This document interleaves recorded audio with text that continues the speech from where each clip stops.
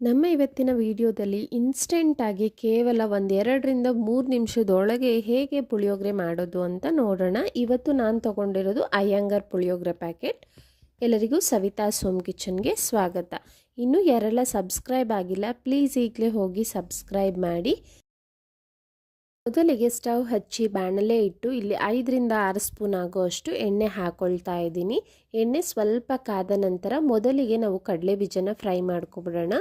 ಎಲ್ಲ ಪದಾರ್ಥಗಳ ಜೊತೆ ಕಡಲೆ ಬೀಜನೂ ಹಾಕಿ ಫ್ರೈ ಮಾಡಿದ್ರೂ ನಮಗೆ ಆ ಕ್ರಿಸಿಪಿನೆಸ್ ಬರೋದಿಲ್ಲ.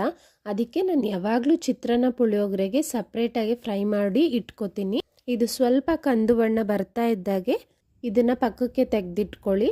ಈಗ ಇದೇ ಎಣ್ಣೆಗೆ ಸ್ವಲ್ಪ ಸಾಸಿವೆ ಹಾಕೊಳ್ಳೋಣ. ಸಾಸಿವೆ ಸಿಡಿದ ನಂತರ ಇಲ್ಲಿ 1 ಸ್ಪೂನ್ ಆಗೋಷ್ಟು ಕಡಲೆಬೇಳೆ, 1 ಸ್ಪೂನ್ ಆಗೋಷ್ಟು ಉದ್ದಿನಬೇಳೆ ಹಾಕೊಳ್ತಾ ಇದ್ದೀನಿ.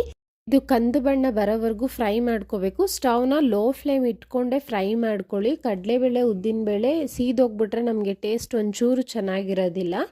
ನೋಡಿ, ಕೇವಲ 30 ಸೆಕೆಂಡಿಂದ 1 ನಿಮಿಷ ಲೋ ಫ್ಲೇಮಲ್ಲಿ ಇಟ್ಕೊಂಡೆ ಒಂದು ಸ್ವಲ್ಪ ಬಣ್ಣ ಚೇಂಜ್ ಆಗೋವರೆಗೂ ಫ್ರೈ ಮಾಡಿಕೊಂಡ್ರೆ ಸಾಕಾಗುತ್ತೆ. ನೋಡಿ, ಲೋ ಫ್ಲೇಮಲ್ಲೇ ನಾನು ಫ್ರೈ ಮಾಡ್ಕೊಳ್ತಾ ಇದ್ದೀನಿ. ಒಂದು ಸ್ವಲ್ಪ ಕಂದು ಬಣ್ಣ ಬರುತ್ತಲ್ಲ ಅಷ್ಟಾದರೆ ಸಾಕು.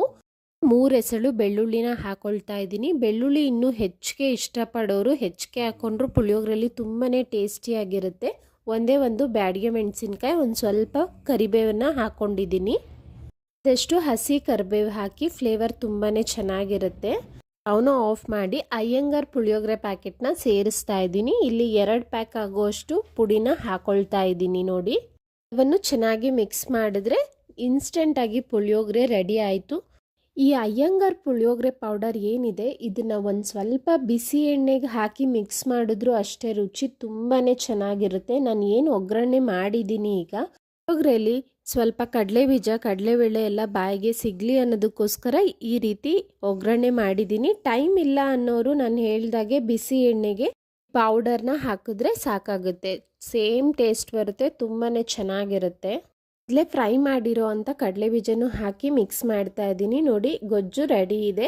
ಯಾವುದೇ ಫ್ರಿಡ್ಜ್ ಇಲ್ಲದೆ ಗೊಜ್ಜನ್ನು ನಾವು ತುಂಬ ದಿನಗಳ ಕಾಲ ಸ್ಟೋರ್ ಮಾಡ್ಬೋದು. ಈಗ ಎಷ್ಟು ಬೇಕೋ ಅಷ್ಟು ಗೊಜ್ಜನ್ನು ಪಕ್ಕಕ್ಕೆ ಇಟ್ಕೊಂಡು ನಾನು ಅನ್ನ ಹಾಕಿ ಮಿಕ್ಸ್ ಮಾಡ್ತಾ ಇದ್ದೀನಿ.